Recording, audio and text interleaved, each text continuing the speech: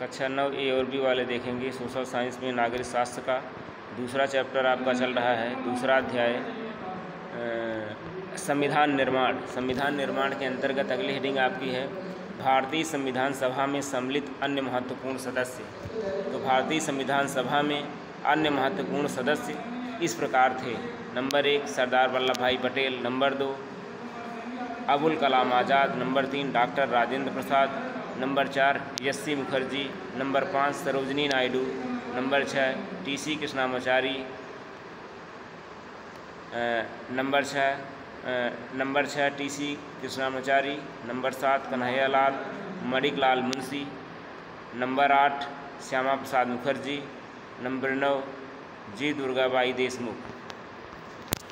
ये सभी सदस्य जो है अनेक प्रकार के कार्यों के लिए प्रसिद्ध हैं। नंबर 1 सरदार वल्लभ भाई पटेल, हेडिंग डालेंगे।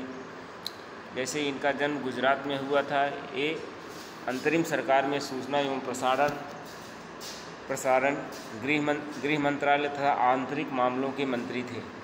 ये एक वकील और बारदौली किसान सत्याग्रह के नेता थे। इन्होंने भारतीय रियायतों के विलय में निर्णायक भूमिका निभाई।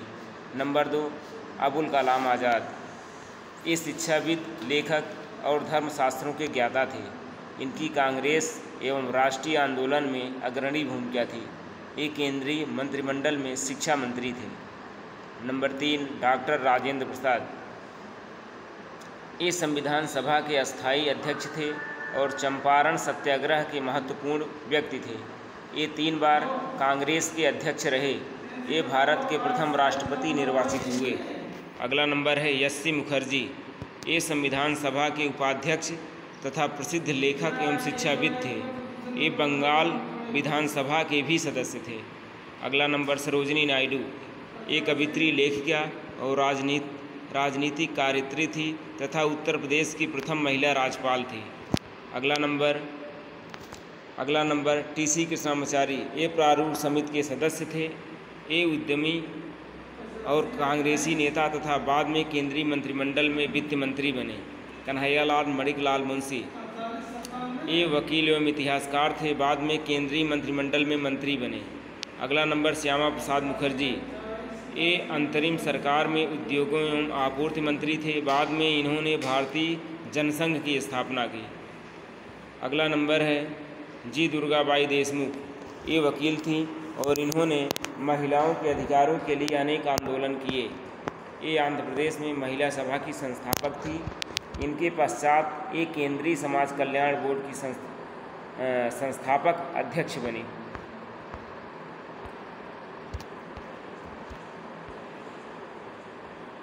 इसी के अंतर्गत अगली हेडिंग आपकी है गांधी जी का उद्धरण। जैसे गांधी जी ने कुछ उद्बोध किया था उसके विषय में, जैसे मैं भारत के लिए एक ऐसा संविधान चाहता हूँ। गांधी जी को जो विचारधारा थी, मैं भारत के लिए एक ऐसा संविधान चाहता हूँ जो उसे गुलामी और अधीनता से मुक्त करे।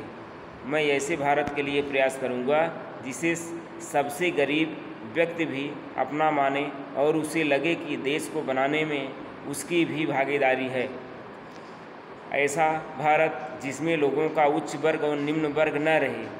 ऐसा भारत जिसमें सभी समुदाय के लोग पूरे मेल जोल के साथ रहें। कहने का मतलब है किसी प्रकार का कोई भेदभाव न हो। कोई भी समाज में जो समाज आज के वर्गों में विभक्त है वो वर्ग में विभाजित न हो। ऐसे भारत में छुआछूत या शराब और नशीली चीज़ों के लिए कोई जगह न हो।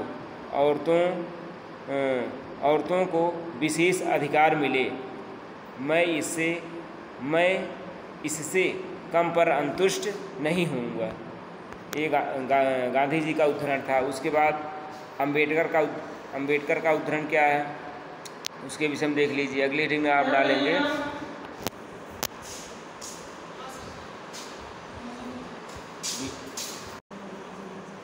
अंबेडकर का उद्धरण। अब इसमें है उनका उद्धरण क्या था। 26 जनवरी 1950 को हम विरोधाभासों से भरे जीवन में प्रवेश करने जा रहे हैं। राजनीति के मामले में हमारे यहाँ समानता होगी पर आर्थिक और सामाजिक जीवन असमानताओं से भरा होगा। उनका उद्धरण था कि 26 जनवरी 1950 को हम विरोधाभासों से भरे जीवन में प्रवेश करने जा रहे हैं। राजनीति के मामले में यहाँ तो समानता होगी, पर आर्थिक और सामाजिक जीवन असमानताओं से भरा होगा। राजनीति में हम एक व्यक्ति एक वोट और एक वोट का समान महत्व के सिद्धांत को मानेंगे।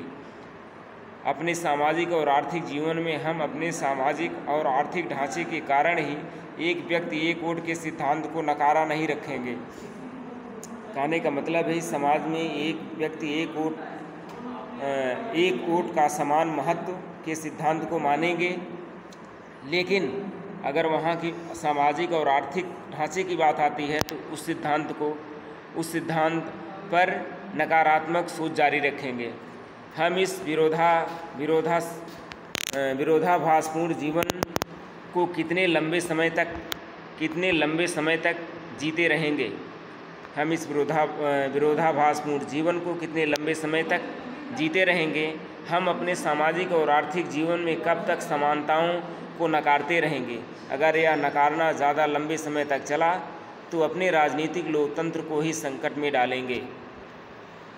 अब इसी के अंतर्गत नेहरू का उद्धरण क्या था, उसके अंतर्गत देख लीजिए। वर्षों पहले हमने अपनी नीयत के साथ साक्षात्कार किया था और अब वक्त आ गया है कि हम अपने वायदों पर अमल करें, पूरी तरह या हर तरह से, नहीं तो काफ़ी हद तक। घड़ियाँ जब ठीक मध्य रात्रि का घंटा बजाएंगी, जब सारी दुनिया सोती होगी, तब भारत नए जीवन की शुरुआत करेगा, आज़ाद होगा। इतिहास में कभी कभार भी सही पर एक ऐसा क्षण जरूर आता है जब हम पुराने को छोड़कर नए में प्रवेश करते हैं, जब एक युग का अंत होता है और लंबे समय से किसी राष्ट्र में दबी हुई आत्मा प्रस्फुटित होती है, आवाज़ आती है। ऐसे पवित्र क्षण में हम अपने आप को भारत और उसके लोगों तथा उससे भी अधिक मानवता की सेवा में समर्पित करें, यही हमारे लिए उचित है। आज़ादी और सत्ता जिम्मेवारियां लाती हैं।